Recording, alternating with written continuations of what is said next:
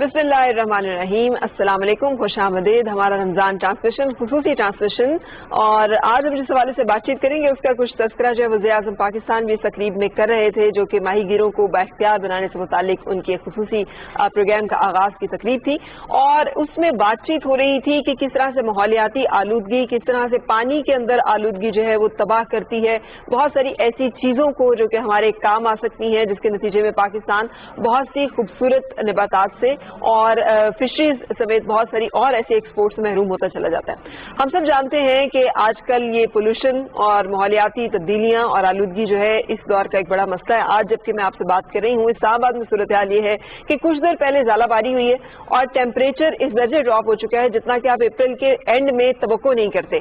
बाकायदा सर्दी का एहसास हो रहा है गर्मी की वजह। अभी तक मुझे नहीं लगता कि हमें AC चलाने की जरूरत पड़ी है। ये तमाम वो माहौलियाती आलूदगियां हैं जो कि हमें मुतासर कर रही हैं। गंदम की फसल तैयार है, उस फसल के लिए ये बारिशें जो है ये बेवक्त है और उसके नतीजे में बहुत सारे नुकसान होते हैं। लेकिन ये तमाम तबाही हमारी अपनी पैदा की हुई है, इसलिए कि अल्लाह ताला ने हमें जब एक जो सबसे बड़ा अजर है वो ये है कि जन्नतुल फिरदौस में हमें दाखिला नसीब हो, हमें जन्नतुल फिरदौस जो है वो नसीब हो।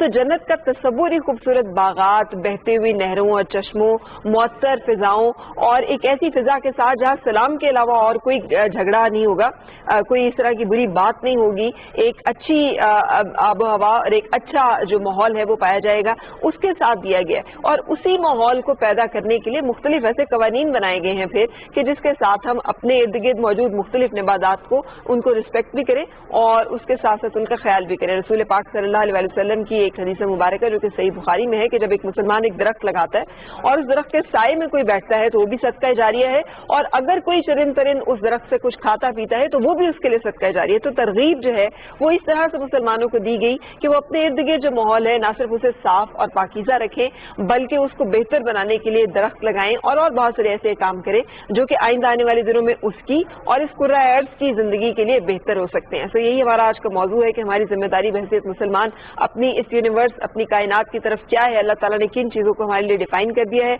और मेरे साथ आज शरीक गुफ्तगू होंगे डॉक्टर सज्जाद हुसैन। बहुत शुक्रिया डॉक्टर साहब तशरीफ लाने का और शामिल होने का।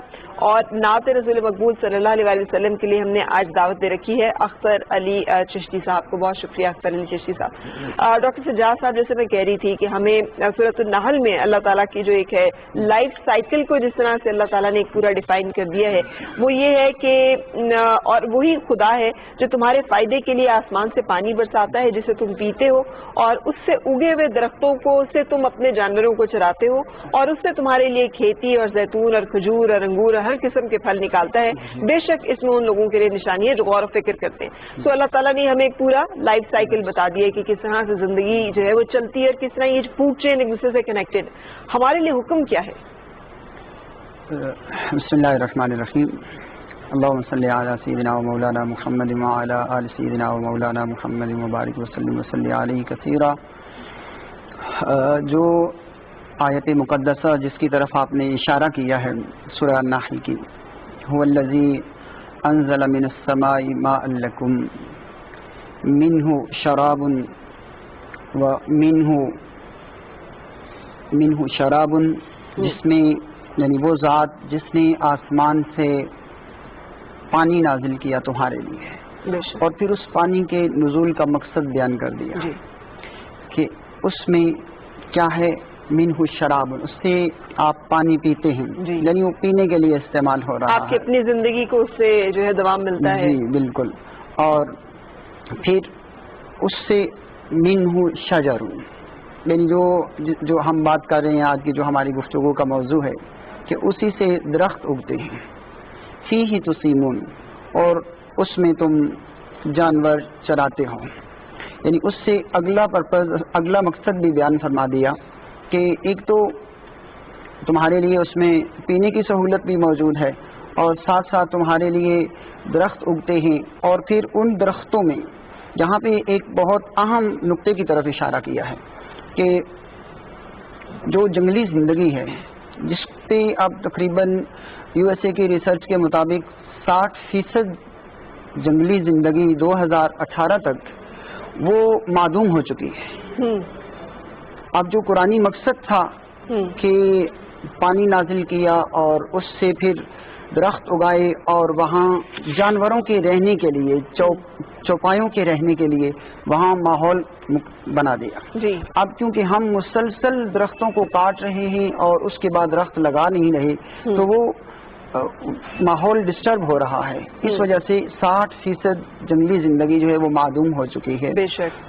تو ہمارے لیے بحیثیت مسلمان جس کا ابھی پروگرام میں پی ایم صاحب نے بھی جس حدیث پاک کی طرف بھی اشارہ کیا, آپ نے بھی جس حدیث کی طرف اشارہ کیا, لیکن اس سے بڑھ کر ایک اور بڑی خوبصورت حدیث پاک ہے جس کو حدیث کی کئی مشہور کتابوں میں بیان کیا. امام احمد بن حنبل رحمۃ اللہ تعالی علیہ نے اپنی کتاب مسند میں بھی اس روایت کو بیان کیا ہے اور دیگر محدثین نے بھی کہ ان قامت الساعۃ وبید احدکم فصیلۃ نخل فلیغرسها, کہ اگر قیامت بھی آ گئی اور تم میں سے کسی کے ہاتھ میں کھجور کا چھوٹا سا پودا ہے اور اس کے پاس اتنی مہلت ہے کہ وہ اس کو زمین میں گاڑ سکتا ہے تو وہ ضرور اس کو زمین میں گاڑ کے اٹھے. اب بظاہر تو یہ حدیث پاک ہمیں ایسے لگتا ہے کہ جب قیامت آ گئی ہے اب تو قیامت کا زلزلہ شدید ہوگا, اس میں تو کوئی چیز باقی نہیں, فائدہ نہیں ہے. تو ایسے میں وہ درخت لگانے کا کوئی مقصد نظر نہیں آتا. لیکن درخت لگانے کی اہمیت کو اجاگر فرمانے کے لیے رسول کریم صلی اللہ علیہ وسلم نے یہ حکم دیا کہ چاہے حالات جیسے بھی ہوں تم ضرور اگر گنجائش ہے اور تم ایسا کام کر سکتے ہو تو وہ درخت جو تمہارے ہاتھ میں ہے وہ ضرور اس کو. اور یہ تو ہم سب جانتے ہیں, مسلمہ حقیقت ہے کہ حالت جنگ میں بھی قطع شجر جو ہے اسے منع کیا. جب لشکر کہیں بھیجتے تھے تو جو ممانعت کی جاتی تھی وہ یہ کہ پھلدار درختوں کو اور کھیتیوں کو اور آباد جو ہیں مکانات کو اور عورتوں کو اور بچوں کو ان کو تباہ نہیں کرنا, درختوں کو نہیں کاٹنا. تو یہ لشکر کے لیے باقاعدہ حکومت ہوتا ہے اور یہی پھر حضرت ابوبکر صدیق رضی اللہ تعالیٰ عنہ کی طرف سے بھی شیوا رہا کہ جب بھی کوئی لشکر روانہ کیا جاتا تھا جو خصوصی ہدایات ہوتی تھی ان میں سے ایک ہی ہوتا تھا کہ درخت نہیں کاٹنا. تو ہم جو ہے اس رسول صلی اللہ علیہ وسلم کے پیروکار ہیں جن کی طرف سے یہ واضح نصیحت اور فرمان ہے. میں اس وقت ایک نعت رسول مقبول صلی اللہ علیہ وسلم کی درخواست کروں گی اختر علی چشتی صاحب.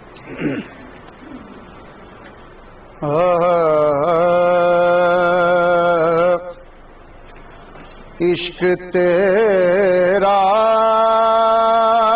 نام عشق تیرا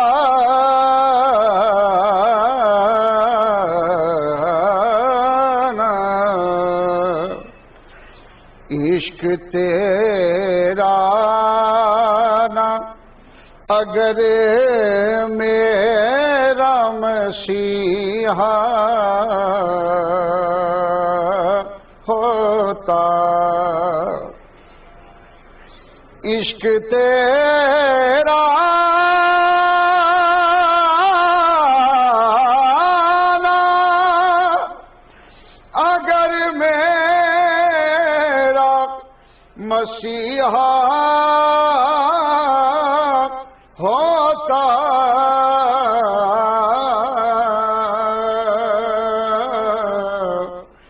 میں بھی گمراہی کے ویرانوں میں کھویا ہوتا تیری نسبت نے سوارا میرا انداز حیا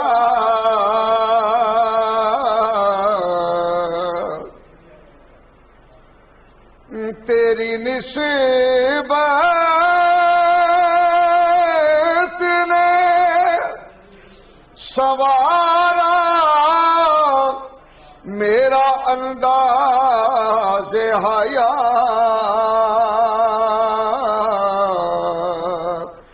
میں اگر تیرا نہ ہوتا سگے دنیا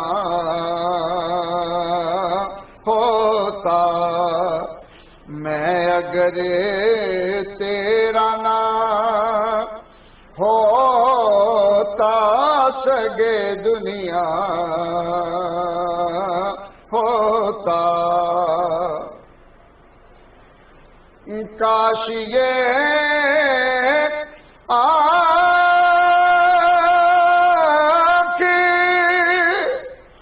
تیری راہ کے تن کے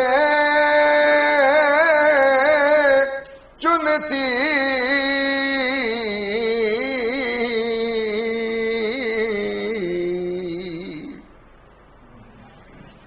کاش یہ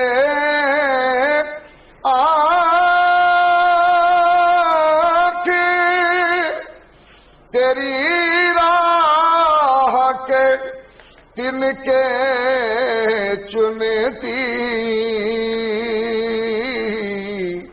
اور یہ دل تیرے شہر کی گلیوں میں سلگتا ہوتا، دل تیرے شہر کی گلیوں میں سلگتا ہوتا، کوئے سرکار میں ہوگا کہیں مصروف طواف،